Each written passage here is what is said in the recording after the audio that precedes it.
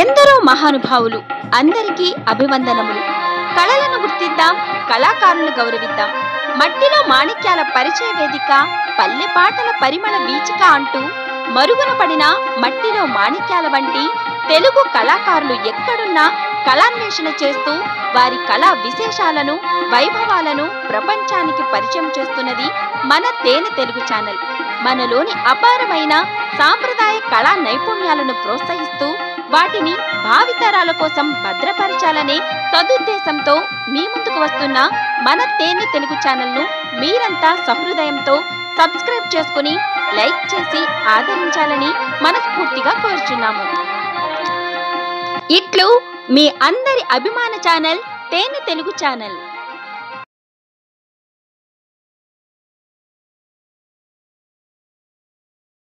తేనె తెలుగు యూట్యూబ్ ప్రేక్షకులకు నమస్సుమాంజలి. మరి రంగస్థలంలోను, బుర్రకథల్లోను, జానపద కళలైనటువంటి కళారూపాల్లోనూ మనము నిష్ణాతులైనటువంటి కళాకారుల్ని పరిచయం చేస్తున్నటువంటి విషయం మీకు అందరికీ తెలిసినదే.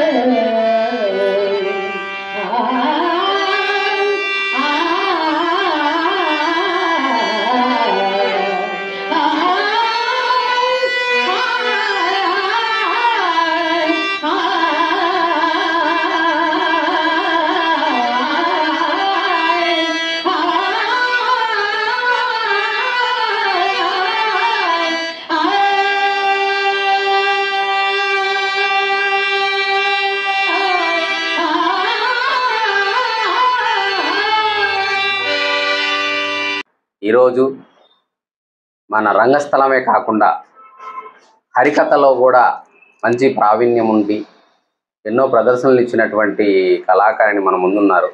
మరి వారితో ఈ శతాధిక కళాభిషేకాన్ని మీ ముందుకు తీసుకొస్తున్నాం. మరి మీరందరూ కూడా మమ్మల్ని ఆశీర్వదించాలని ఆశిస్తున్నాం. మేడం నమస్తే. నమస్తే. మరి మీ గురించి మీ స్వీయ పరిచయాన్ని మన ప్రేక్షకులకు తెలియజేయండి.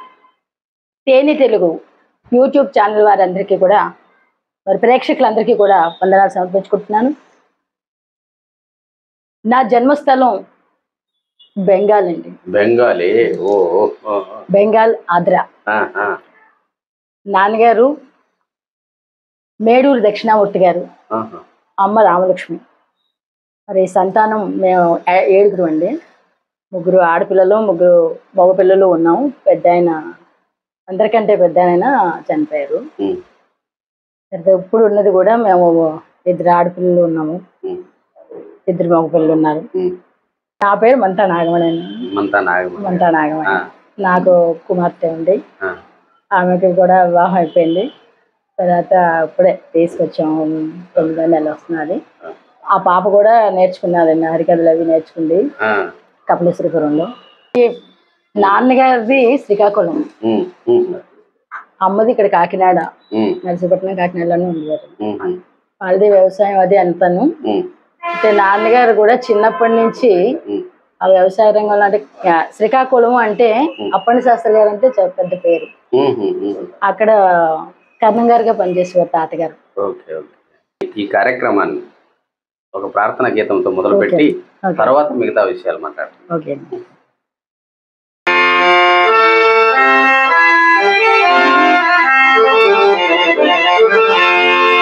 శుక్లాంబరధరం విష్ణు శశివర్ణం చతుర్భుజం ప్రసన్నవదనం ఛాయే సర్వవిఘ్నోపశాంతయే అగజా ఆనన పద్మార్కో గజానన మహర్నిశో అనేకదయతో భక్తానా ఏకదంతముపాస్మహే ఏకదంతముపాస్మహే. గురు బ్రహ్మా గురు విష్ణు గురుదేవో మహేశ్వర గురు సాక్షాత్ పరబ్రహ్మ తస్మై శ్రీ గురవే నమః. శ్రీనగజాతనయో సహృదయో శ్రీనగజాతనయో సహృదయో చింతయామి సదయో జగన్మహోదయో శ్రీనగజాతనయో.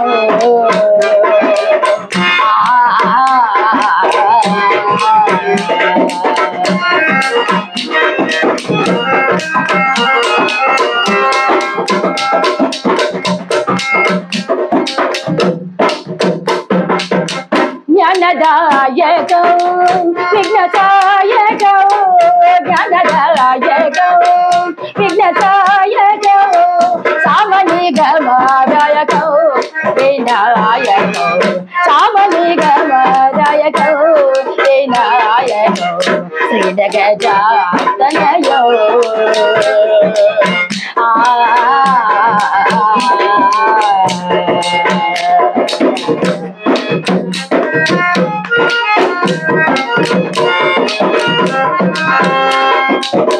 అనేకదంతో ఏకదంతో అనేకదంతో ఏకదంతో అనుజ్ఞ సుమ మంజుల సుస్వాంతో అనుజ్ఞ సుమ మంజుల సుస్వాంతో వినోద కరవరా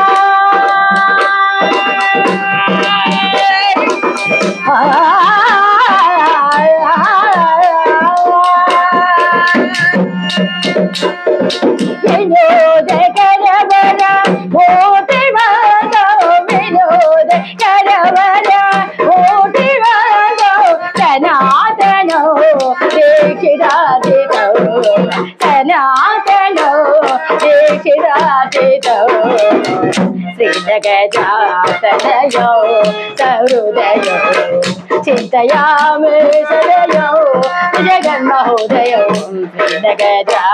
తనయో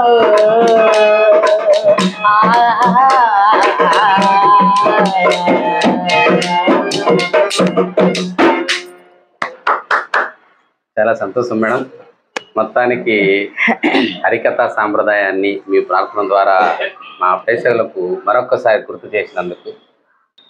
ఇక ఆయన వెళ్ళైన తర్వాత మేము ఒక్కొక్కరం పుట్టడం చేయడం, పిల్లలందరూ కూడా ఇక్కడ బెంగాల్లో ఉంటే మన సాంప్రదాయాలు మన అన్ని కూడా మర్చిపోతారు, మనం తెలుగు ప్రదేశానికి వెళ్ళిపోతే మంచిదని చెప్పేసి ఎలాగా మనం శ్రీకాకుళం అక్కడి నుంచి కాకినాడ ఇక్కడ అందరూ చుట్టాలందరూ ఇక్కడే ఉన్నారు కదా అని చెప్పి ఇక తీసుకొచ్చి ఫస్ట్ నన్నే తీసుకొచ్చారు.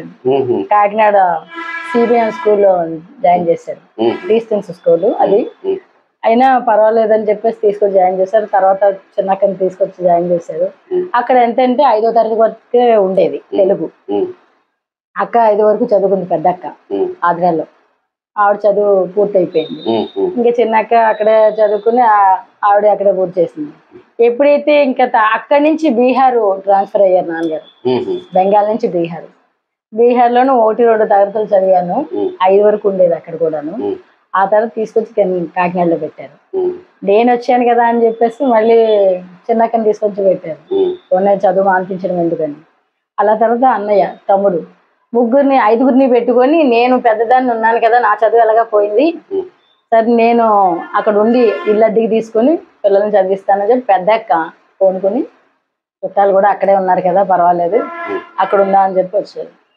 ఈ బీహార్లో ఉంటుండగానే మేము చిన్నపిల్లల ఇంట్లోనే భజనలు అవి అన్ని జరుగుతూ ఉండేవి. అక్కడ అసలు ఎవరికి ఏది తెలిసేది కాదు. బాబా భజనలు అవి ఎక్కువగా చేసేవాళ్ళం. దాని నుంచి బెంగాలీ పిల్లలు కూడా వచ్చి తెలుగులో మన పాటలు వాళ్ళ భాషలో రాసుకుని అలా బాబా అంటే అసలు ఎవరికి తెలియదు. సేవా బాబా మాకు బాగా ఎక్కువ, అదంతా బాబా అది అన్ని ఆయన అయినా ఒకటేను అనే దీంట్లోనే ఆయన చెప్పినా మాకు జరిగింది. దాని చేత నాన్నగారు ఎప్పుడు కూడా శివరాత్రి రోజు, తర్వాత గోపూజ మన పండుగలోని కనుక పండుగ రోజున, భోగికి మన సంక్రాంతి పండుగ గోపూజ చేసి పేదలకి ఉన్న వాళ్ళకి పిలిచి పెట్టడం చేయడం కాదు. వాళ్ళు తినిపోయిన తర్వాత అందరూ అది తక్కువ ఇందులో తక్కువ అని చెప్తారే తప్పించి ఎవరికి ఇది ఉండదు. చేతులు లేని వాళ్ళకి చేతులు కళ రేకు కూడా తెప్పించి నాన్నగారు సొంతంగా చెంచాలు అవి చేసి ఇవ్వడం, బట్ట అంతా కూడా వస్త్రదానం అన్నదానం అన్ని కూడా పిలిచి పేదలకి ఎక్కడెక్కడ ఉన్నారో అందరికీ కూడా పిలిచి వాళ్ళని ఇంటికి తీసుకొచ్చేవారు. ఫలానా రోజు ఇలా ఉంది, అన్నదానం చేస్తున్నాం రండి. ఎవరి దగ్గర ₹1 తీసుకోలేదండి. ఎవరి దగ్గర ఇప్పుడు నాకున్న దాంట్లో నేను పెట్టుకుంటానని చెప్పి ఎవరైనా ఇచ్చుకుంటే వాళ్ళు మీ చేతితో మీరు చేసుకోండి ఏదైనా, అంతేగాని నేను చేసుకునేది నాకు ఉంటుంది అని అలాగే అన్నదానాలు చేసేవారు. ఆ కాస్త ఇది నాకు అబ్బినట్టుంది కొంచెం కళారంగం ఏంటి ఇది కూడా. మరి 18 ఏట అంటే అక్కడ నాగావళి పొంగి ఓ సంవత్సరం ఎప్పుడో మొత్తం అందరూ కూడా చనిపోయారు. నాన్నగారి తల్లికి అందరూ కూడా ఎవ్వరూ లేరు. నాన్నగారు అన్నయ్య అనుకుంటా రాజమండ్రిలో SSC పరీక్ష రాస్తూ ఉండగా ఇక్కడ అందరూ కూడా మొత్తం నాగావళి పొంగి కలరా వచ్చి అందరూ పోతున్నారు, నువ్వు రాకు అని చెప్పినా సరే ఆయన కూడా వచ్చి ఆయన కూడా పోయాడు అక్కడ. ఇక తాతగారు పోతూ పోతూ ఈయన చేతుల్లోనే చేయి వేసి ఇక నువ్వు ఒక్కడో మిగిలో వంశధారుడు వద్దు నువ్వు ఉండద్దు ఇక్కడ అసలు అని చెప్పేసి వెళ్ళిపోమని చెప్పారు. ఆయన వెళ్ళిపోతూ 18 ఏటనే అంటే 63 అలా ఏంటుంది, 64 సంవత్సరం అక్కడ ఆంధ్ర అనే ఊర్లోనే అక్కడ ఉన్నారు. అంతకుముందే ఇక్కడ కరస్వామి చేస్తారు కదా, అది ఇది గుర్రస్వామి మొత్తం అన్ని రంగాల్లోనే ఉన్నారు నాన్నగారు.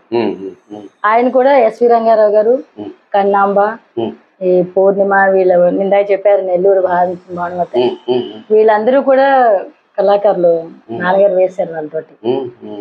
అయితే ఇవన్నీ అక్కడికి వెళ్ళాక మర్చిపోయారు అనుకోండి.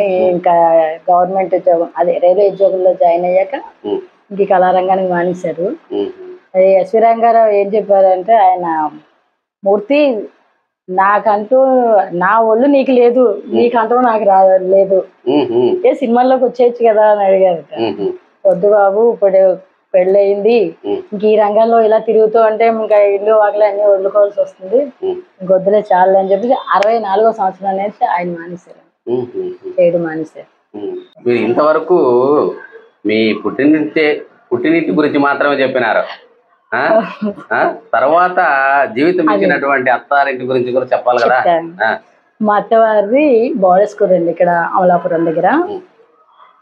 మా మామగారి పేరు సత్యనారాయణ గారు, మంత సత్యనారాయణ గారు. మంత వెంకటరత్నం గారు అత్తగారి పేరు.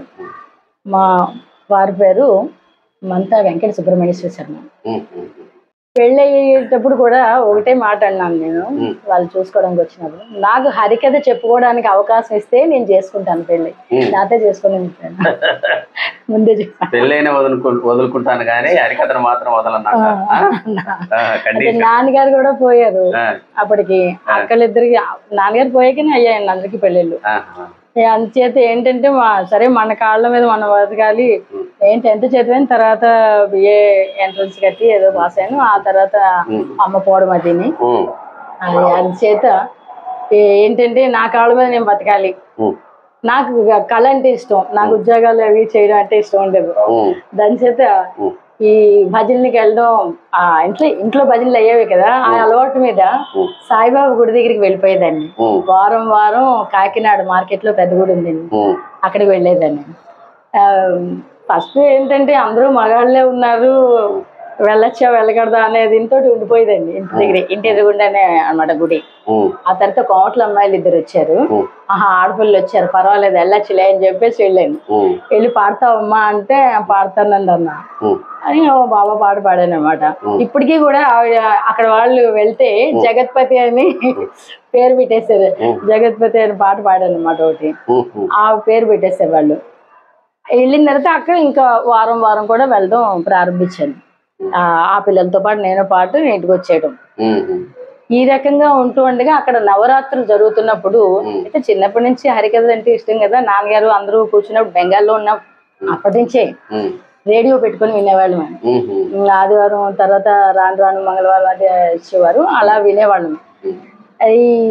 అది ఉండిపోయిందేమో మనసులోని.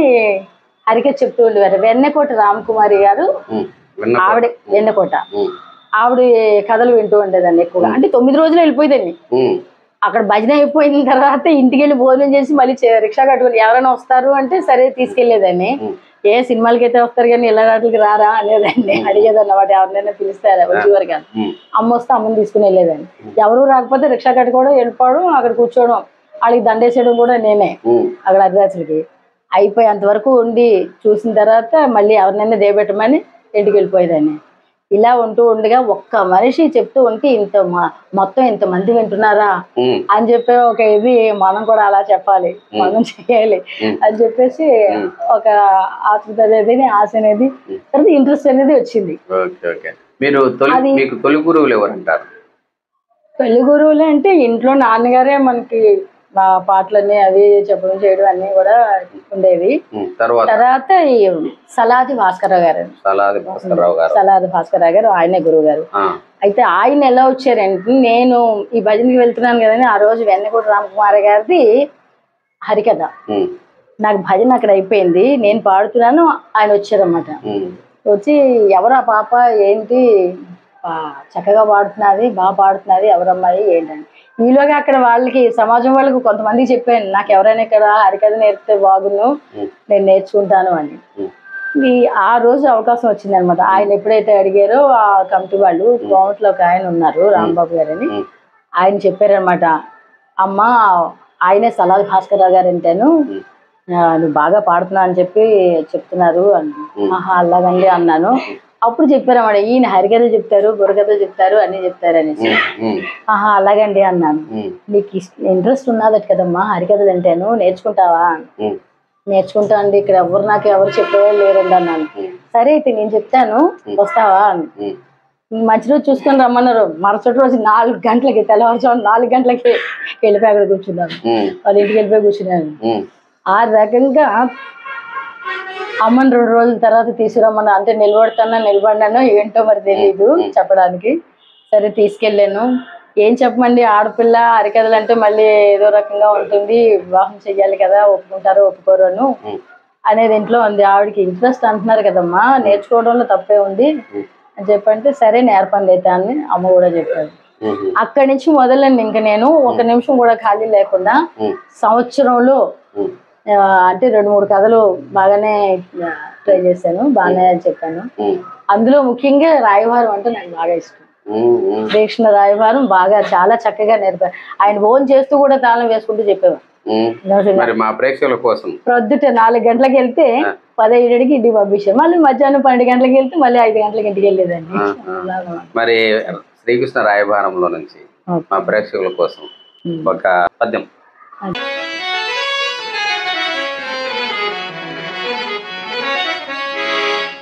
అర్జున ఎక్కడ నుండు రాకైటకు బాలార్జున ఎక్కడ నుండు రాకైటకు ఇంత ప్రాణం నుండి వస్తున్నాను బాబా అన్నారు అర్జునుడు.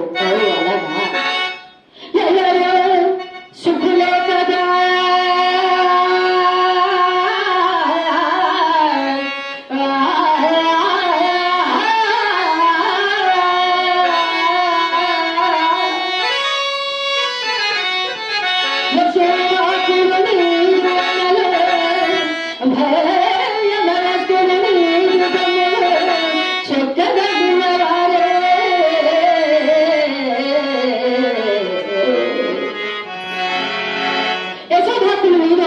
ధర్మరాజు భీముడు బాగానే ఉన్నారు బాబా అన్నారు. భగ్న మనుషుల నీరు తమ్ముడు అంటే నకుల సహదేవులు వారు కూడా బాగానే ఉన్నారు బాబా అన్నారు. కానీ ఆ ముందు వాడిని ఏడిపించాలని బండవాడి స్పష్టంగా అడుగుతున్నాడు కృష్ణ పరమాత్ముడు. భుజశాలుడు కోదరుడు భుజశాలుడు కోదరుడు అగ్రజాజ్ఞకు దక్కదమిలచి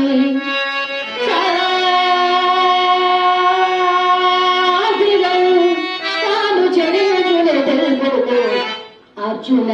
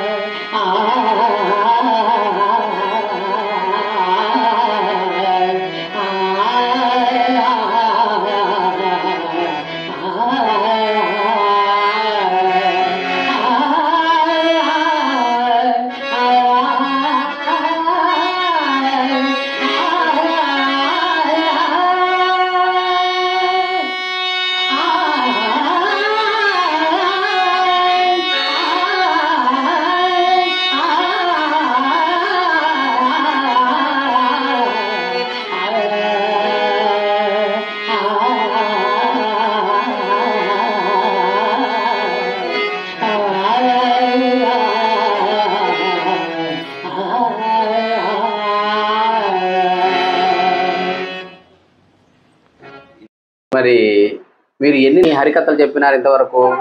ఇంచుమించు 15 వరకు చెప్పేదానండి, అంటే సీరియల్ కదని. కానీ ఇప్పుడు మాకు కథలు అనేవే లేవు. గవర్నమెంట్ లో కూడా సెంట్రల్ గవర్నమెంట్ లోనే నేను ఏ గ్రేడ్ లో పాస్ అయ్యాను. అలా వాళ్ళు నెలకి అంటే వాళ్ళు పథకాలు ఇచ్చి చెప్పమని వారు ఏదో ఒక కథ తీసుకు. అంటే ఇప్పుడు ఆదరణ లేదంటారు? ఆదరణ లేదండి, ఏమీ లేదు. లేక ఏంటంటే సెంట్రల్ గవర్నమెంట్ లోనే పాస్ అయ్యాను, స్టేట్ గవర్నమెంట్ లోని కూడా పాస్ అయ్యాను ఏ గ్రేడ్ లోని. అయితే కథల ఆదరణ తగ్గిపోయింది. ఏవో కనీసం అవైనా పడేవి అనుకుంటే అది కూడా లేదు గవర్నమెంట్ లో కూడా. ఇప్పుడు మన వాళ్ళు ఏంటంటే హరికథలు ఎవరు పెట్టున్నారులే, కానీ నవరసాలతో నిండినది హరికథ ఒకటే అండి. ఒకరే. డ్రామా ఉంది అంటే ఏదో రాముడు వస్తాడు వాడుకుంటాడు వెళ్ళిపోతాడు, కృష్ణుడు వస్తాడు వాడుకుంటాడు వెళ్ళిపోతాడు అలా ఉంటుంది. కానీ ఇది ఒకరే చూపించాలి, మొత్తం న్యాయ నవరసాలు చూపించాలి. చాలా కష్టం. నేను అంటే జూన్ 15 అంటే ఇప్పుడు బాగా నాకు పెట్టేది కదా అయిపోయింది. శ్రీనివాస్ కళ్యాణం ఒకటి, శ్రీకృష్ణ రాయబారం ఒకటి, అంటే నర్తనశాల అది కూడా చెప్పేదాన్ని, సీతా కళ్యాణం అదిని. ఇవన్నీ వెనకబడిపోయాను. అవి ఏంటంటే మళ్ళీ ఒకసారి మళ్ళీ చూసుకుంటేనే కానీ అనే దీంట్లోకి వచ్చే స్థితిలోకి వచ్చేస్తాం. అంటే భజనలకు వెళ్ళిపోవడం మొదలు పెట్టాము. ఇంక ఇవన్నీ వెనకబడుతున్నాయి. రంగస్థలంలో కూడా అవకాశాలు ఉన్నా కూడా మీరు వెళ్ళలేదంటున్నారు. వెళ్ళలేదు అంటే ఏంటంటే నాన్నగారు ఆడపిల్లలు అదిని అని ఉండేవారు. ఆయన ఉన్నంతసేపు కూడా బయటికి ఎక్కడికి వెళ్ళేవాళ్ళం కదా. ఆయన అంటే హరికథ ఇష్టమే కానీ బయటికి అంత పంపించేవారు కాదు ఎక్కడికి. ఆయన పోయిన తర్వాతే నేను నేర్చుకోవడాలు చేయడం అది చేశాను. చాలా మంది అవకాశం ఇస్తున్నారు, రమ్మని చెప్పి పిలుస్తున్నారు ఈ డ్రామాల్లో కాట్లన్నీ. ఏంటంటే ఏకపాత్రాభినయం అంటే 10 నిమిషాలు ఇచ్చి హరికే చెప్పిందంటే ఏం చెప్పాను కాని పని. అలా నేను యానంలోని కృష్ణుడి వేషం వేసుకుని రాయవారం లాస్ట్ సీన్ కురుక్షేత్రం. నాటకాల పరిస్థితి కూడా ఇప్పుడు ఎట్లయిందంటే ఒక ప్రోగ్రామ్ కు వెళ్ళాం, 5 నిమిషాల్లో కార్డ్ సీన్ చెప్పు అని చెప్పి ఒక ఆయన చెప్పాడు. మరి ఆ 5 నిమిషాల్లో వేషము వేసుకోవడానికి దాదాపు 1/2 గంట పడుతుంది. ఒక హరిశ్చంద్రుడు వేషం వేసుకోవాలా, డ్రెస్ వేసుకోవాలంటే 1/2 గంట పైన పడుతుంది, ఎంత ఫాస్ట్ గా వేసుకున్నావు. 1/2 గంట మేకప్ చేసుకున్న తర్వాత 5 నిమిషాలు పాడటం అనేటువంటిది ఎంత అవివేకం అసలు. ఆ రకంగా అడగడము అంటే ఈ కళలకి ప్రాధాన్యత ఎంత తగ్గిస్తున్నారు అనేది మాకు బాధ. మరి ఎట్లాంటి మహానుభావులు అంటే రుచి లేనటువంటి వాళ్ళు, దానిపైన ఏమాత్రం అవగాహన లేనటువంటి వాళ్ళు ఏదో మేము పెద్ద చేసేస్తున్నాం, ప్రోగ్రాములు చేస్తున్నాం అనేటువంటి వాళ్ళు మాకు ఎదుర్కొన్నారు. మరి ఏం చేద్దాం, వారి అది ఏమంటారో వారి విజ్ఞతకే వదిలేద్దాం మనం. ఏంటండి 5:30 గంటలు చెప్పేదానండి శ్రీకృష్ణ రాయవారం, 5:30 గంటలు చెప్పేదాన్ని. కూర్చుని వాళ్ళు లేచేవారు కాదు. అలాంటిది ఇప్పుడు 3 గంటలు, 2 గంటలు, 2:30, మొన్న 1.5 గంటలు ఏం చెప్పాలో తెలీదు, ఎక్కడ కట్ చేయాలో తెలీదు. అలా చాలండి పర్వాలేదు. ఆ భజనలు ఏదో పెట్టడం ఏదో చేయడము ఇంకా పోయి పూర్తిగా కథలు పోయాయి. ఇంకేంటంటే ఏకహాలకి సప్తాహాలకు వెళ్ళి భజన పాటలు అవి వాటిలో కూడా కొన్ని కీర్తవు. కొంతమంది భజన పాటలు కూడా సినిమా పాటలు వరుసలు పాడుతూ ఉంటే ఆ సినిమా పాటలే గుర్తొస్తాయి కానీ దేవుడు గుర్తు. మరి హరికథల్లో పిట్టకథలు ఎక్కువగా చెప్తారని మా చిన్నప్పటి నుంచి వినేవాళ్ళం. మరి పిట్టకథల్లో చెప్పేటటువంటి ఒక పాటను ఏదైనా పాడితే మన రాంబాబు గారు వాయిస్తారు. ద్వారకాపట్నం చేరుకున్న అర్జునుడికి కృష్ణుడు అడుగుతున్నాడు, బావా అర్జున, నేను ఆయుధం ముట్టుకోను, యుద్ధం చేయను అంటే నన్ను కోరుకుంటున్నావేంటి? బావా నీ ఎత్తిగడ ఏమిటో నాకు బాగా తెలుసు, పద రథాన్ని అధిష్ఠించు అన్నాడు. అంటే వీళ్ళిద్దరికీ కూడా అక్కడ ఏం జరుగుతుందో అంతా తెలిసింది. భూత భవిష్యత్ వర్తమాన కాలాలన్నీ తెలుసు, వాళ్ళకి అన్నీ తెలుసు. ఏమీ తెలియనట్టుగానే ఉన్నారు ఇద్దరు కూడా. అందుకు ఇలాగే ఓ భార్యాభర్తలు ఉన్నారండి. ఎందుకంటే మొన్నటి వరకు నేను కాకినాడలోనే ఉండేదాన్ని, బాలాజీ చెరువు సెంటర్ దగ్గర. మా పక్కనే ఒక భార్యాభర్తలు ఉన్నారు, పిల్ల జల్ల ఎవరూ లేరు. అయితే ఎప్పుడు చూసినా వాళ్ళ ఇంటి నిండా చుట్టాలే. ఎక్కడి నుంచి వస్తారో తెలియదు కానీ ప్రతిరోజు చుట్టాలే ఉంటారు వాళ్ళ ఇంట్లో. ఇక వీళ్ళిద్దరూ కూడా పడలేక ఇద్దరు ఎత్తుగడ వేసుకున్నారు. ఏమై మన ఇంటికి చుట్టాలు పెడితే చాలా ఎక్కువగా ఉంది, పడలేకపోతున్నాం. ఈసారి ఎవరైనా చుట్టాలు వచ్చినట్లయితే నీ నోటుకు వచ్చిన తిట్లన్నీ నువ్వు తిట్టే, నేను వచ్చి తడికిని టపీ మని బాధేస్తాను, లబోదివ్వమని గట్టిగా ఏడ్చేస్తుంది. ఆ వచ్చిన చుట్ట కూడా పోతాడు. నిజమేనండి. మరి ఎక్కడ లేని చుట్టాలు వచ్చేస్తూ ఉంటారు. కొట్టుకు తెచ్చి కేసుల కోసం కోర్టులకు వచ్చి భోజనానికి వచ్చేస్తూ ఉంటారు. కొత్త సినిమా విడుదల అయితే చాలు చూడడానికి వచ్చి భోజనానికి వచ్చేస్తూ ఉంటారు. రోగాలు వస్తే పెద్ద ఆసుపత్రికి వచ్చి భోజనానికి వచ్చేస్తూ ఉంటారు. ఇక ఈ బెడద పళ్ళేం బాబోయ్ అనుకుంటూ ఈ భార్యాభర్తలు ఇద్దరు కూడా ఎత్తిగడ వేసేసుకున్నారు. ఏమని, ఈసారి ఎవరైనా మన ఇంటికి చుట్టాలు వచ్చారా, నీ నోటుకు వచ్చిన తిట్లన్నీ నువ్వు తిట్టే, నేను వచ్చి తడికిని టపీ మనం బాధేస్తాను, నువ్వు లబోదివ్వమని గట్టిగా ఏడ్చేస్తుంది. ఆ వచ్చిన చోట కూడా పోతాడు. ఇక 2 రోజులు ఏదో చుట్టం వచ్చారంటే ఒక వారం రోజులు చూస్తారు, 10 రోజులు చూస్తారు, నెల రోజులు చూస్తారని. చక్కగా వచ్చారు కదా చుట్టాలని చెప్పి 2-3 కూరలు మరి వంటకాలన్నీ కూడా చేసి పెడుతూ ఉంటే హాయిగా కూర్చొని తింటూ ఉంటున్నారు.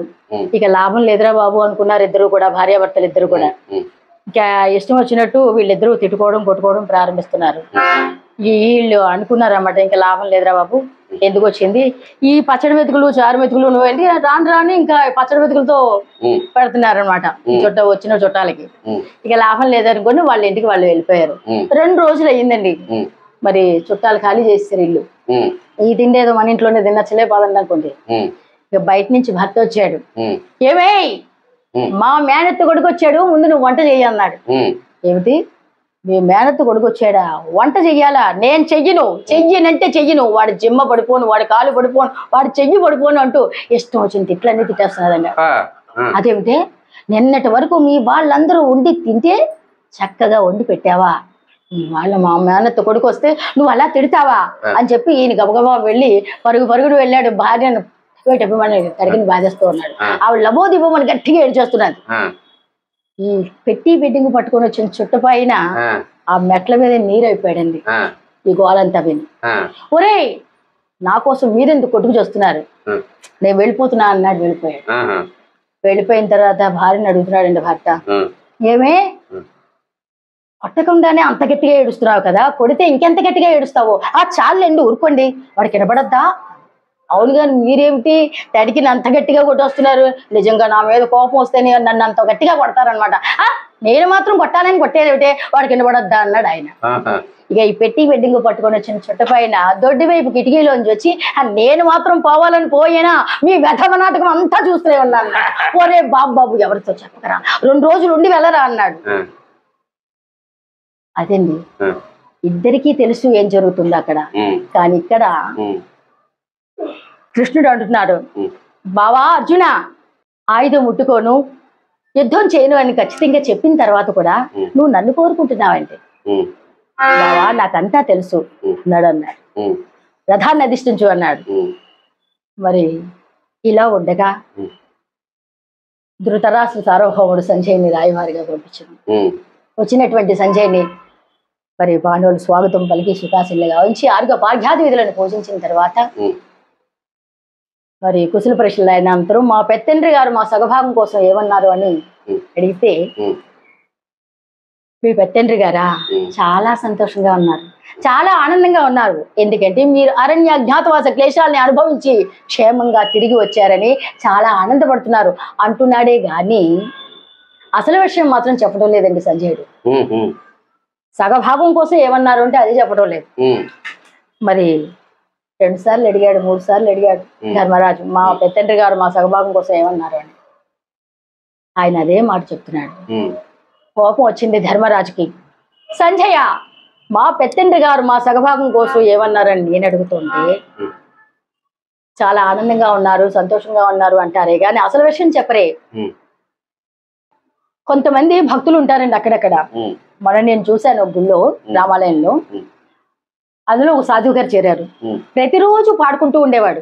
ఏమని, రామనామమే నా జీవనము, రామనామమే నా జీవనము, రామా నామమే జీవనము నా జీవనము అంటూ పాడుతూ ఉండేవాడు. అబ్బా ఈ సాధువు గారు ఎంత మంచివారు.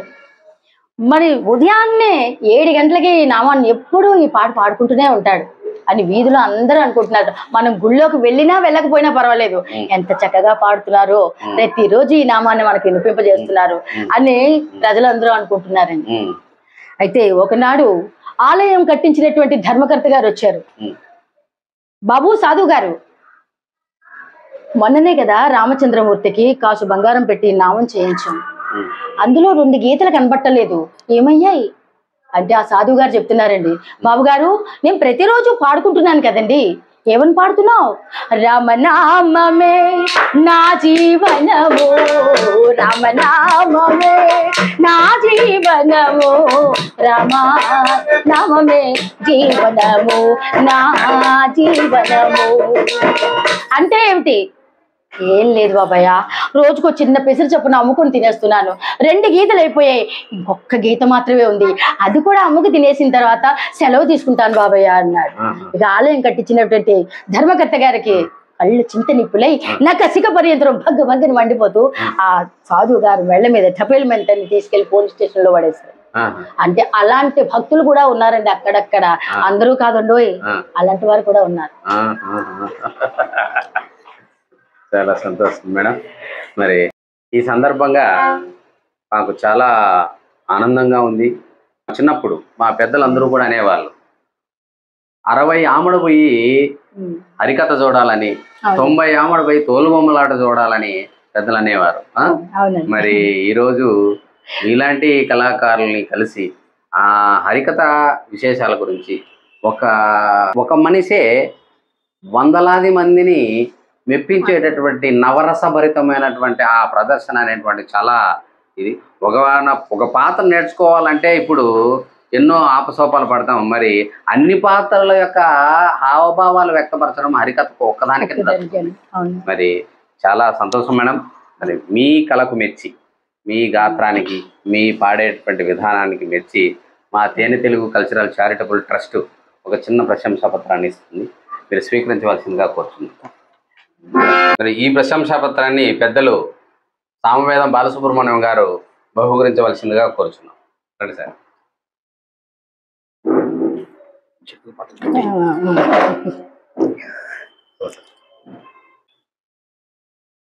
ఏదైనా మాట్లాడతారా? మన నాగమణి నాకు సుమారు దగ్గర 3 సంవత్సరాల నుంచి పరిచయం. మంచి హృదయం కలిగినటువంటి వ్యక్తి, చక్కటి హరికథ భాగవతారిని.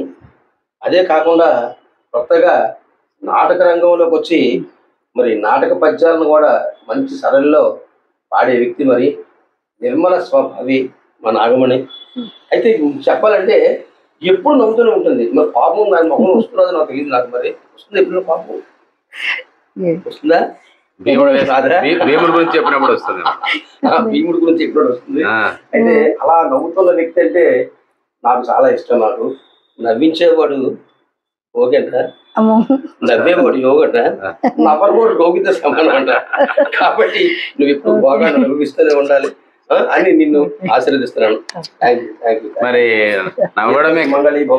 నవ్వడమే కాదు, కోపాన్ని కూడా ప్రదర్శిస్తానని మీరు నిరూపించాలి. కాబట్టి భీముని పాత్రలో ఒక ఉధృతమైనటువంటి ఒక డైలాగ్ చెప్పవలసిందిగా కోరు. అలాగే ఆ డైలాగ్ చెప్పిస్తూ నాకు చాలా ఇష్టమైన భజన చెల్లి చలకో పద్యాన్ని ఒకసారి పాడాలి. ఓకేనా? ధన్యవాదాలు. బావా భీమసేన, మరి నీ అభిప్రాయం ఏంటో చెప్పవయ్యా అన్నాడు కృష్ణ పరమాత్ముడు. బావా కృష్ణ, నా అభిప్రాయమా? అన్నగారుల అభిప్రాయమే నా అభిప్రాయం కూడా. మా అన్నగారు సంధి సంధి అంటుంటే మీరు యుద్ధము యుద్ధము అంటారేమిటి? యుద్ధము యుద్ధం అనుచు, యుద్ధము యుద్ధం అనుచు మది ఉబ్బగనేకము మానివై అసంబద్ధములైన వాక్యములాడకము అందబరెట్టులాడినా క్రుద్ధుడవగుచు సంధి చెడగొడుతగా ధర్మతనుభవు కార్య సంసిద్ధి యొనర్పుము అయ్యను గుని క్షేమమే మాకును క్షేమమన్నీట.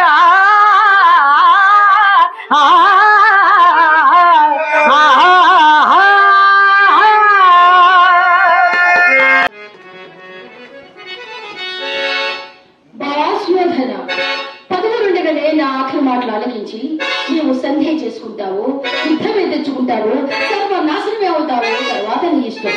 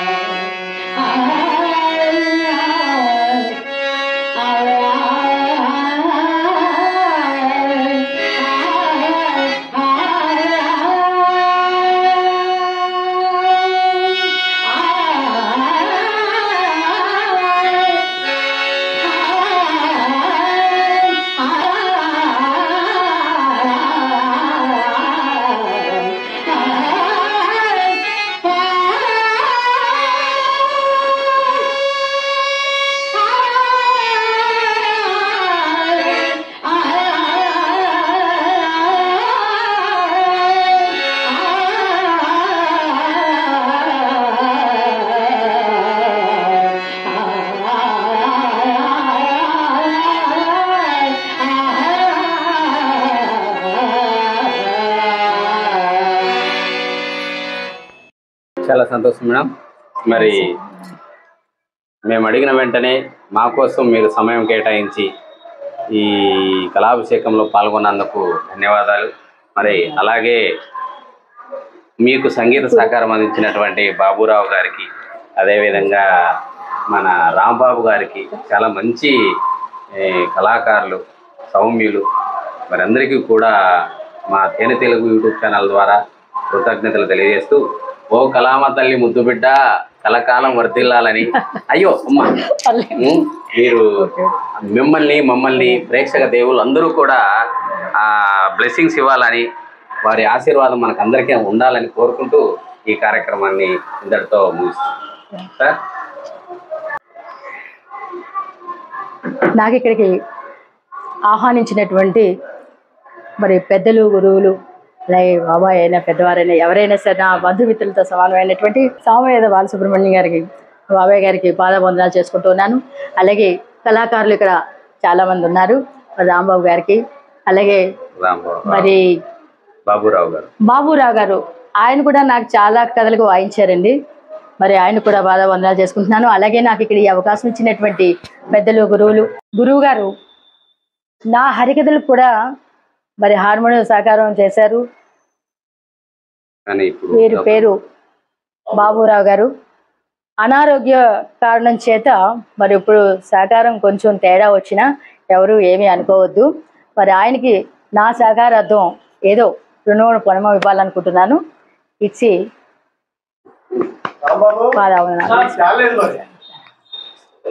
అలాగే పూజ్యులు, గౌరవనీయులు గురువు గారు కూడా, ఎందుకంటే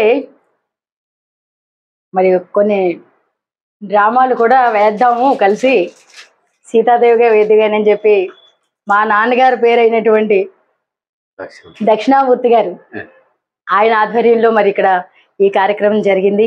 నాకు ఈ అవకాశం ఇచ్చినందుకు పెద్దలందరికీ ధన్యవాదాలు తెలుపుకుంటున్నాను.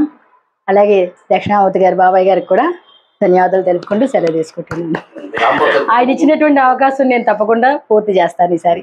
అంజనప్ప గారికి కూడా పాదవందనాలు చేసుకుంటున్నాను.